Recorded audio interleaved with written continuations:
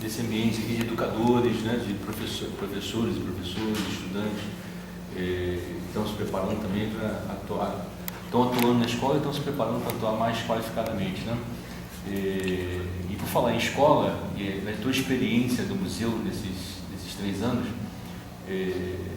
como é que é a reação, né, a receptividade desse trabalho que você faz de exposição nas escolas ou de visita das escolas, né? Porque você sabe que tem, principalmente na Baixada Fluminense e no Rio de Janeiro, tem muita resistência, né? Principalmente o crescimento dos evangélicos, pentecostais, neopentecostais.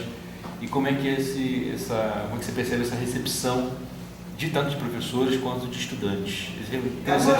É uma visita guiada. Então você vai contar a história de cada peça. Você começa, claro, você tem que ter essa habilidade, essa facilidade de pegar uma peça bonita e começar a explicar. Isso já cria uma curiosidade no aluno e também no professor, que não tem acesso a esse material. Você vê que os museus no Rio de Janeiro, só o Museu Nacional tem 110 peças que são horrendas de África. Você vai lá e se espanta, não quer voltar mais. Você vai na Faculdade da Bahia, desde 81 está fechado o núcleo de questões africanas, peças maravilhosas. Aqui tem um museu, antes do nosso, que fica em Ópolis. As peças foram roubadas. Tombado pelo patrimônio, quer dizer, está tombado de fato e de direito. Ninguém vai lá para cuidar de nada. Então, você vê, você passa para um professor. Por exemplo, uma peça como essa que nós temos duas, que você viu que é do mestre Didi, conta sobre essa simbologia. A resistência vem de professores que têm uma outra denominação religiosa. Então você não obriga aquele professor, e eles, graças a Deus, os professores têm um comportamento maravilhoso quando eles levam seus alunos no museu. Eles, mesmo sendo religiosos, eles ficam tranquilos e participam das perguntas. Como a gente tem um material didático bacana, fotografias das savanas, a gente mostra fotos da savana, de como é a vida em família na África, a preservação da natureza na África, as árvores secretas, os portos de família. Então, essa questão dos livros, da didática, contas, lendas, eles têm muita atenção para isso. Alguns nem entram dentro do livro, saem, se retiram imediatamente. Alguns começam o assunto religião, e eu já interfiro porque eu não tenho assunto religioso, que religião é uma coisa de escolha de cada um. Não escolhe coisa de discutir religião dentro do museu. Então aqui eu tenho peças, se vocês querem conhecer, eu tenho datas dessas peças, eu conto sobre as marcas que existem nelas, que são tribais, que tribo cada uma é, de que lugar de África que veio, a origem, mostro a bandeira desse lugar, falo a quantidade de pessoas que vivem nesse lugar ainda hoje, quais são as tribos que são referência ainda lá. Então a gente tenta evitar o assunto religião o máximo possível. É como eu te falei, até posso falar se algum professor permitiu, algum aluno, já teve uma aluna que falou que aquilo era coisa do capeta. Eu falei, era que capeta é diminutivo de capa. Capa pequena. Isso aí, se você olhar no Aurélio, você vai encontrar. Então, essa questão de demônios e de anjos, não é para discutir em sala de aula, né?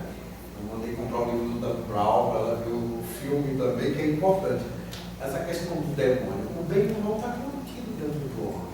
Né? Você pega um exemplo dentro de sala de aula. A velhinha vai atravessar a rua, um movimento muito grande, você tenta ajudar. Só que ela está irritada, ela fala assim, eu te pedi alguma coisa? Ela está com quem? Com o anjo ou com o demônio? Ela está com o lado mal dela. Aí o que você deseja na mesma hora? Tomara com o carro dela. Então isso é um exemplo do bem e do mal que está contido no homem. Isso para mim é religião. E todas elas, como são conduzidas por homens, todas têm falhas. Não tem nenhuma religião que diga, ou um dirigente religioso que seja perfeito. Todos fazem cocô, xixi e vão morrer. Então, não é por aí? Eles não falam dentro do museu. Eles morrem de rir. E até alguns crentes terminam ouvindo conversar, que já estiveram aqui. Já fizeram parte. Eu vi um pastor negro na minha rua, um dia ele resolveu bater de frente com o museu. Eu disse para ele, você sabe quem trouxe essa porcaria na África? Foi teu avô. Está no mármore do inferno lá, e vai orar por ele. E o cara acabou a guerra toda dele. Então a gente tem que ter armas para falar dessa forma para essas pessoas. E assim, dentro da sala de aula, como a questão de construir esse assunto desde que pequenininho na sala de aula é muito importante. Porque ela já vai crescer entendendo que a África é uma coisa e que a religião africana dos africanos é outra. Se você tirar essa coisa do religioso, vai facilitar o entendimento sobre o que a gente quer conhecer. Que a África africana é a contribuição deles em todo mundo. Já é perfeito, entendeu? E quando tocar nesse disco, como eu dizer, isso aqui é aula de história de África. Você pega lá e você começa a história, ninguém vai entender o que símbolo é. Você tem que traduzir esse símbolo para as pessoas.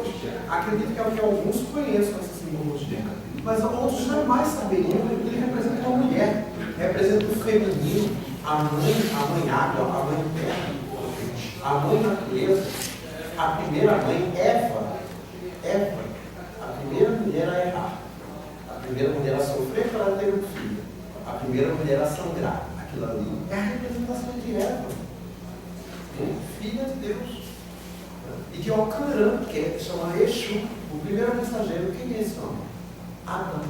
O primeiro nome que errou chama-se Ocarã. Ele é chamado de nosso mal. Está escrito no livro dos mortos. E aí, se você não traduz, ninguém vai entender. Correto? Diga, querido. Mas você está fazendo paralelo com Adão e Eva, né? Não é paralelo. Adão existe, Ocarã, isso tem nome na África. Onde nasceu Adão? Onde viveu Adão? Você já viu onde ele viveu? Em que lugar ele nasceu? Lá existe algum branco? Aí é uma outra discussão. É uma outra discussão. Eu acredito que Adão e Eva com outro nome. Eu acabei de te dar o nome. Pois é, porque aí você. Ocarã. Se você se desligar das questões religiosas. Não, a questão religiosa é sobre as questões de lendas. As lendas religiosas. Existem aquelas lendas de criação. Vários nomes e várias portas têm o mesmo Deus, têm o mesmo nome. Oxalá quer dizer Deus. Obatalá quer dizer Deus para o africano. Buda quer dizer Deus. Olorum, Krishna, Olorum, Senhor do Orum, Senhor do céu. Oló, prefixo de Senhor. Rum, do céu. Opaurum, céu e terra. Otuossi, direita e esquerda. Bem e mal. O bem e o mal estão contidos dentro do céu. A água, a terra, o fogo e o ar. O norte, sul, leste e oeste. Simbologia do Total, exato. Mas simbologia do. Também, é a divisão. Por que tem que ser caído? Energias. Aqui é a torre da igreja. É onde eu cubro para proteger o sol e manter o meu pensamento firme. Isso aqui é o telhado da igreja. E é um símbolo que não é iorubá, é um símbolo muçulmano. Tá? Hoje a África, ela não está mais cuidando de ídolos, e sim dessa ligação louca dos muçulmanos, né? Não tem nada contra, mas é um pensamento muito difícil de se acreditar que se mate por conta de uma briga territorial até hoje. Que ridícula, uma história ridícula, homens que morrem e se matam para encontrar 16 virgens. Não tem mais virgem lá no céu, já acabou, o pessoal só foram virgens de Olinda, porque... Antônio, mas aí, essa experiência tem com essas escolas, tem retorno? Tem sido bacana. Tem retorno? Retorno nosso é um espetáculo, graças a Deus. O bom é que você coloca para a escola, dependendo do ensino médio, né? A conversa é muito boa. No retorno no sentido assim, eles aceitam bem. Deixa eu explicitar melhor. No retorno no sentido de quando o professor leva os alunos, ou quando você vai nas escolas, depois eles comunicam como é que é a continuidade do trabalho. Tranquilo, e eles estão, os que estão executando, geralmente quem vai visitar é quem está executando na sua escola a lei. Está conseguindo colocar na sua escola. Então, ou o museu vai com a itinerância e leva a coleção, ou os alunos vêm. Durante uma semana eu recebo 5, 6 ônibus com 40 alunos e a gente tem uma aula sobre história da África com os seus professores e elas pegam esse conteúdo que é dado no museu, colocam em algumas provas, a gente passa algum material que é bacana e tem tido um retorno sim, já, você falou 3 anos, nós estamos há 5 anos funcionando e 3 anos de reconhecimento como falei branco, mas há 5 anos a gente está recebendo várias escolas. Basicamente, a Belfor Roxo, Mesquita, a Baixada tem dado o maior apoio. E as secretarias de cultura também estão abertas, graças a Deus, apoiando a gente. Qual o prazer, eles vão fazer um cartão aí, peguei ele parado no museu. Gostei de você. Então, a receptividade é para ter uma proposta. Se cada município tiver um aparelho onde junte esse material, facilite esse encontro com os alunos, já vai ser bacana, vai melhorar. Cada bairro tiver o seu museu, né, juntar o seu material arqueológico, sua documentação, as suas igrejas, então não dá para você juntar tudo num lugar só. Eu nem tinha condições com 5 anos de museu sem apoio de ninguém. As escolas vão até o museu, ver todos esses registros, né, históricos, mas vocês também desenvolvem algum trabalho nas escolas?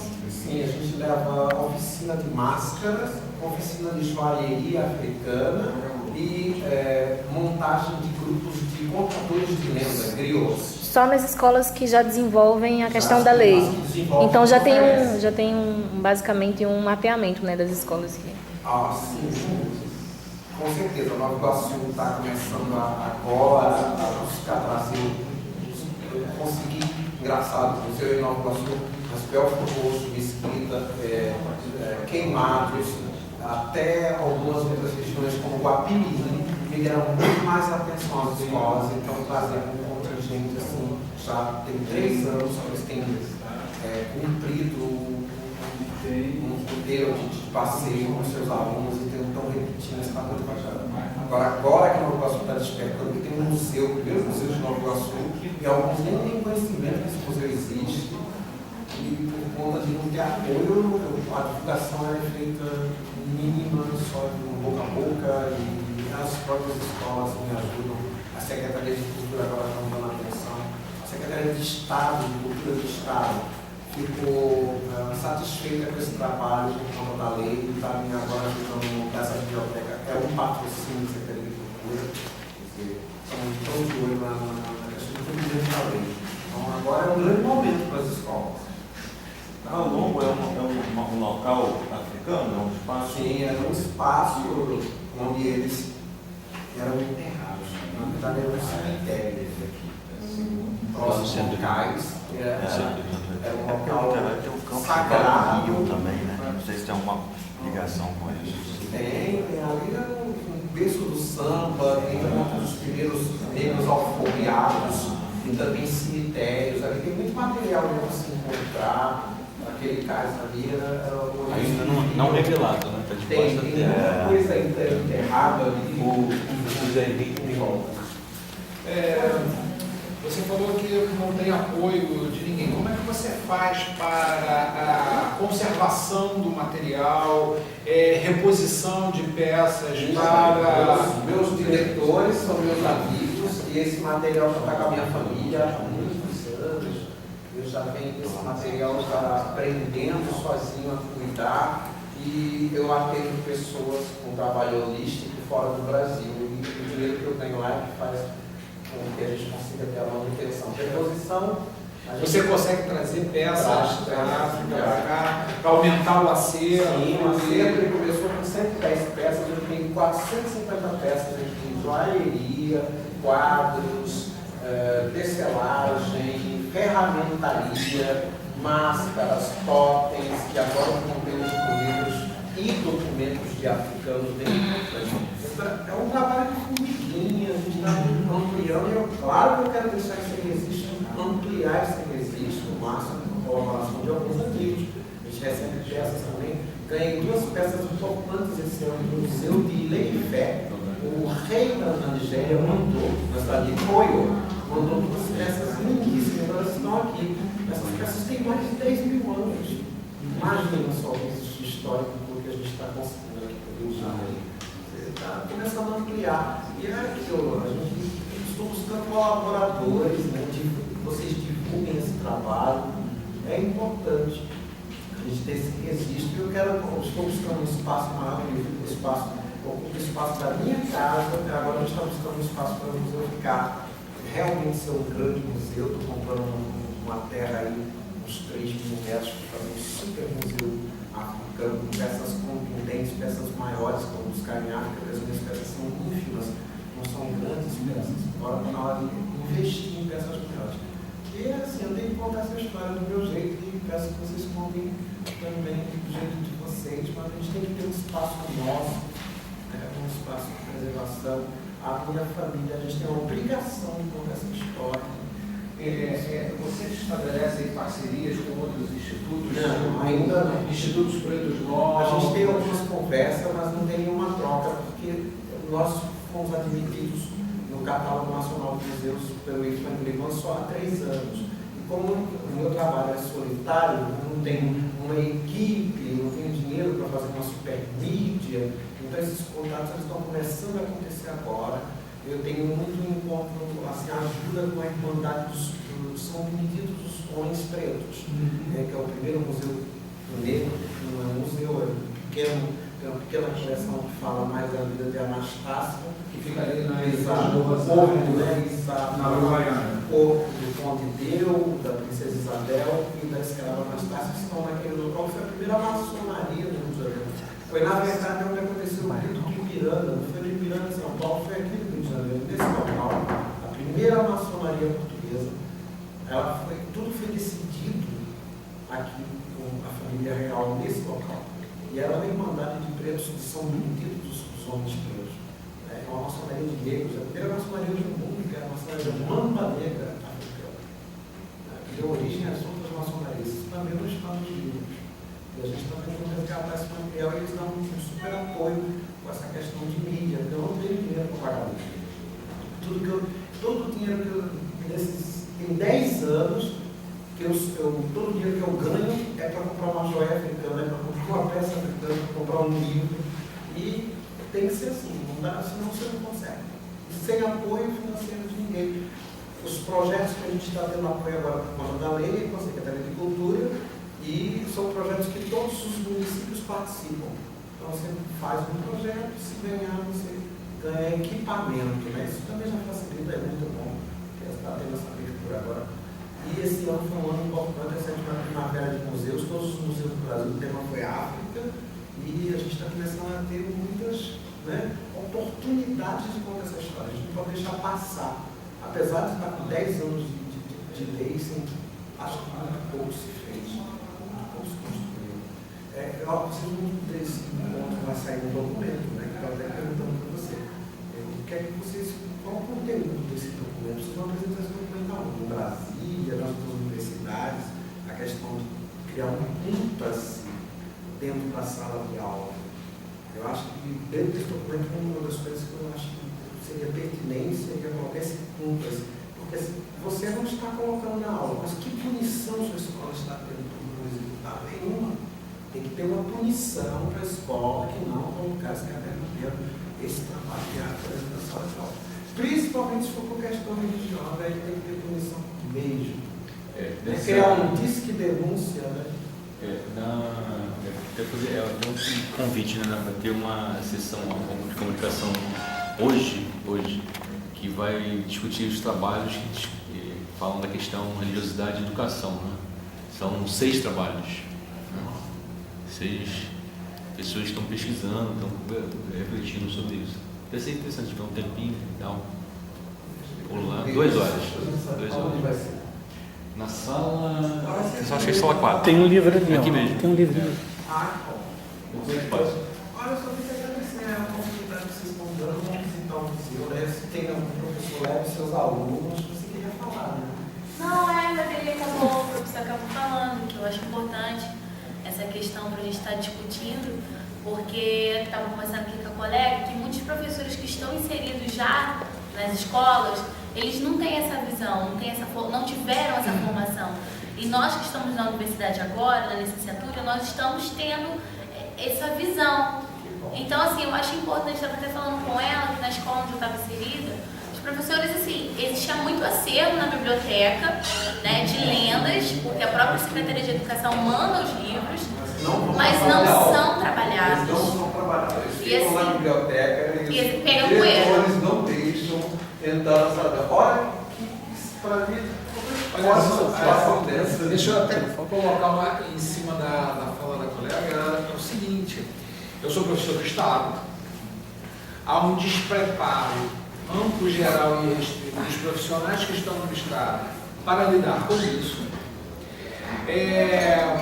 a lei, porque a lei fala em história, aí a obrigação é exclusiva do professor de história, não se tem a noção de que a lei é interdisciplinar, ela tem que ser trabalhada em todas as disciplinas, em todas as Tem conteúdo, disciplinas. engraçado é que tem conteúdo para isso. E o que acontece também, é chato a gente ter que falar sobre isso, mas como houve a praga do Egito, né, houve a praga dos evangélicos, né? E o que acontece? Alguns, né? Não são todos. Pois é, mas quando eu digo praga, é pelo seguinte, do quilômetro 32 até o CIEP que eu vou, são 2 quilômetros de rua, 7 igrejas evangélicas com denominações Sabe qual é o diferentes. melhor evangélico? Aquele que nasceu na igreja. Esse não aponta o dedo para você. Aí o que Esse sabe o que é ser religioso no templo.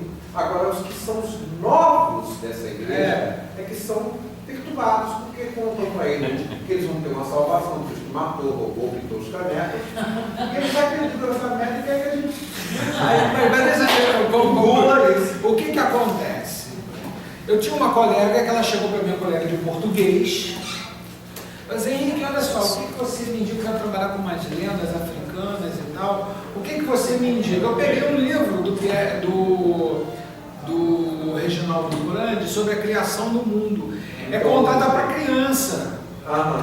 Aí eu falei assim, muito bom. Peguei, leva para ela não conseguiu trabalhar. Porque, não, professor, isso aqui é uma capeta, isso aqui eu não sei o que e tal. Ela simplesmente, a resistência cultural que ela enfrentou, desanimou. O currículo de história, ele é impraticável. Porque a África acaba sendo, quer dizer, a África dos africanos, ele acaba ocorrendo em momentos estanques, e você não consegue dar conta de tudo. Você tem que cumprir um currículo extenso, e você tem que falar rapidamente. Porque é só na aula de história. Se começar a colocar a questão da geografia africana, Eita. da colaboração desses negros na construção do país, com o que eles trouxeram de África que se tornou riqueza. Olha como você coloca a informação, é a questão da informação. Exato. Tem que colocar a informação e não falar, eu acho que tem que tirar até o nome História de África. A palavra história, ela não é prejudicada porque rotulou, quer dizer, é a obrigação da história tratar isso. Os outros não se sentem obrigados. Não tem que se contar aqui, tem que se contar lá na África. E O aluno me disse isso. E outra coisa, eu realizei um projeto no CIEP, nesse CIEP exatamente que eu estava falando, né? Daí eu ter usado o termo praga. É perigoso para você. Pois é, mas eu assumo. Aí o que acontece? Metade da escola não foi. Não, os pais telefonaram para olha, hoje nós não estamos mandando nossos filhos, porque hoje vai ter demonstração de macumba. E a macumba era apenas a dança do jongo, capoeira, foi a mostra de máscaras, essa era a macumba.